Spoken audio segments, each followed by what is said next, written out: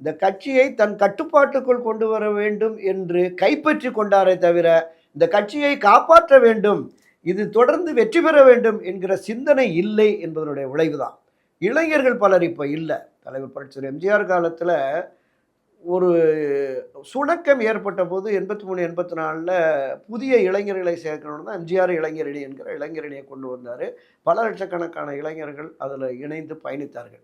புரட்சித் தலைவர் அம்மா செல்வி ஜெயலலிதா அவர்களுமே ஒரு காலகட்டத்தில அப்ப அவங்க தலைமை பொறுப்பு ஏற்கிற போது 10 வயசு, 15 வயசு இருந்தவங்கலாம் 5 ஆண்டுகள்ல வாக்காளர்களாக மாறுறாங்க, புதிய இளைஞர்களாக.